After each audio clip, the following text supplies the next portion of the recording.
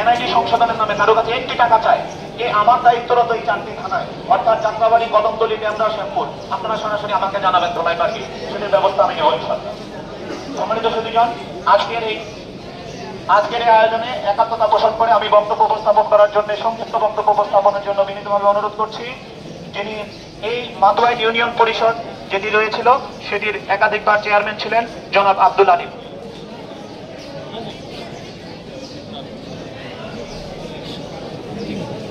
আসসালামু আলাইকুম রহমতুল্লাহ। আজকের এই সংক্ষিপ্ত অনশন কর্মসূচির থানা নির্বাহী নির্বাচন কমিশনার জনাব আহসান হাবিব ভাই, আমার সামনে সমবেত আছেন সহকারী অফিসার জনাব শওকত হোসেন, এবং আমরা এখানে যারা উপস্থিত আছি আমার অগ্রজ এবং অরুণ অঞ্চলের ভাই বন্ধুগণ, আসসালামু আলাইকুম রহমতুল্লাহ। জাতীয়তাবাদী ছাত্র দলের রফিক আমি অত লম্বা করতে চাই না, আমি একটি কথা বলে শেষ করবো ইনশাল্লাহ। প্রথম কথা হলো যে আমরা ভোটার তালিকা ও এনআইডি, আসলে এই জিনিসটা যেখানে একটা ভেড়া আছে এক সূত্রে গাঁথা, তাই নয় কি? আমরা অতীতে যে বৈষম্যের শিকার হয়েছি, আমরা ভবিষ্যতে এই বৈষম্যের শিকার হইতে চাই না। এইখানে থানা কর্মকর্তা স্যারেরা আছেন, তাদের কাছে আমাদের দাবি আমরা ইয়ং ভোটাররা যেন আসলে আমরা সঠিকভাবে আমাদের ভোট প্রয়োগ করতে পারি। তার পূর্বেই ওনাদের কাছে আমাদের রিকোয়েস্ট থাকবে যে আমরা যেন আগামী নির্বাচনে আমাদের ভোট আমরা সঠিক জায়গায় সঠিকভাবে আমরা কে দিতে পারি। কি বলেন সম্মানিত বন্ধুগণ? অতীতের সরকার ব্যাপারে কথা উঠছে, আমরা এখানে যারা আছি আসলে সবাই নির্যাতিত নিপীড়িত। বিশেষ করে আমি এবং রফিক একসাথে জেলে ছিলাম। আমি আমার এলাকায় 14 বছর থাকতে পারি নাই। কি জন্য পারি নাই? এখানে যারা আছেন, এখানে যেহেতু থানা কর্মকর্তারাও আছেন, কি জন্য আমরা পারি নাই? আমাদের দোষ। আমরা কি গরু চোর, মুরগি চোর, নাকি আমরা কারো পকেট মারি? আমরা শুধু আদর্শের কারণেই এই এলাকায় থাকতে পারি নাই। কি বলে?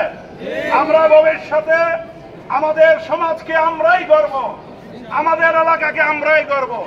এজন্য আমাদের সবাইকে সচেতন হতে হবে। আমাদের শিক্ষিত সমাজ, আপনারা যারা এখানে ইয়ং জেনারেশন আছেন, আমি একটা অনুরোধ করব, আমাদের এই সমাজ, আমাদের এই দেশ, আমাদের রাষ্ট্র, আমাদের পরিবার আমাদেরকে গড়তে হবে। যদি সেইভাবে আমরা সঠিক সিদ্ধান্ত নেই, তাহলে এই সমাজের কর্ণধারদেরকে আমাদের সহযোগিতা করতে হবে, তাই না? আমরা চাই যে এই ভোটার তালিকা করতে আসা, ছবি ওঠাইতে আসা, আমাদের অনেক বিড়ম্বনা আছে। এটা আপনারা সবাই মাথায় নিয়ে এটাকে বিরক্ত মনে না করে, যেন আমাদের এখানে কি কাজ, তবু আমরা আপনাদের সহযোগিতার জন্য আসছি। এখানে আপনারা ভোটার ছবি ওঠাইতে গিয়ে যে একটু ধৈর্য সঞ্চয় পরিচয় দিবেন, স্যারদেরকে সহযোগিতা করবেন, এই আশা ব্যক্ত করে আমি আমার কথা শেষ করছি। আসসালামু আলাইকুম রহমতুল্লাহ। সুধীজন, আমরা এই এনআইডি নিয়ে ফলে রাষ্ট্রের কোটি কোটি টাকা কিন্তু এই জায়গায় বেঁধেছে, কিন্তু এখন যে 9/6-এর কথা বলা হচ্ছে, এই এনআইডি অন্য কোনো দপ্তরের নামে নিয়ে অন্য কোনো মন্ত্রণালয়, যারা ভূমি মন্ত্রণালয়, যাদের ঘোষের কারবার চলতেছে, যাদের জন্ম নিবন্ধনে ঘোষের কারবার চলতেছে, তারা যখন এটা নিতে চায়, বুঝতে হবে যে এখানে মধুটা কোথায়। এক হচ্ছে নির্বাচনে নিজেদের প্রভাব বিস্তার করা, দ্বিতীয়ত হচ্ছে এটিকে কেন্দ্র করে সারা দেশে রাষ্ট্রের কোটি কোটি টাকা খরচ করা। কারণ তাদের নতুন করে প্রত্যেকটি উপজেলায় অফিস করবে, জেলায় অফিস করতে হবে, জনবল নিয়োগ দিতে হবে। রাষ্ট্রের আমাদের এই যেখানে আমাদের রাষ্ট্র, সেখানে রাষ্ট্রের কোটি কোটি টাকা অপ্রয়োজনীয় নতুন করে আবার খরচের পায়তারা করা হচ্ছে। সুতরাং আপনাদেরকে সেই বিষয়গুলোতে সোচ্চার থাকতে হবে। আমি এবারে আমাদের এখানে একজন মুরব্বী, যিনি বাংলাদেশ জামাত ইসলামীর থানা আমির, আমি জনাব শাহজাহান সাহেবকে বক্তব্য উপস্থাপনের জন্য অনুরোধ করছি। আসসালামু আলাইকুম রহমতুল্লাহ বরকাতুহু। ধন্যবাদ। আজকের এই আমাদের আঞ্চলিক বা আমাদের এই থানা প্রধান নির্বাচনী কর্মকর্তা এবং তার সহকারী বৃন্দ, আমরা 2 দিন যাবৎ এখানে ভোটার হালনাগাদের কার্যক্রম করছি। এরই মধ্যে তাদের যে কর্মসূচি, এই কর্মসূচির সাথে আমার দল বাংলাদেশ জামাত ইসলামীর পক্ষ থেকে পূর্ণভাবে একাত্মতা ঘোষণা করছি।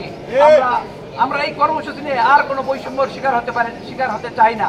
আমরা জানি বৈষম্যের বিরুদ্ধে ছাত্র আন্দোলনের মাধ্যমে অনেক রক্তক্ষয়ী সংঘর্ষের মাধ্যমে একটি নতুন বাংলাদেশের সূচনা করেছি। এই নতুন বাংলাদেশ যেন নতুন প্রজন্মের জন্য নতুন বাংলাদেশ হয়, এই বাংলাদেশ যেন আর পিছনের অরাজকতায় ফিরে যেতে না হয়। তাই ভোটার আইডি কার্ড এবং জাতীয় পরিচয়পত্র একই সূত্রে যেমনি গাথা, এ দুটি একই সংস্থার অধীনে একই নির্বাচন কমিশনের অধীনে থাকবে, সাংগঠনিক সংস্থার অধীনে থাকবে, এটাই আমাদের দাবি। এবং নির্বাচন কমিশনারদের আজকে এখানে যে কর্মসূচি নিয়ে আমরা কর্মবিরতি পালন করছি, এই কর্মবিরতির সাথে আপনাদের সকলকে নিয়ে আমরা একত্রতা ঘোষণা করছি। আপনারা আমাদের একমত আছেন? আমি এখানে আমার কথা শেষ করছি।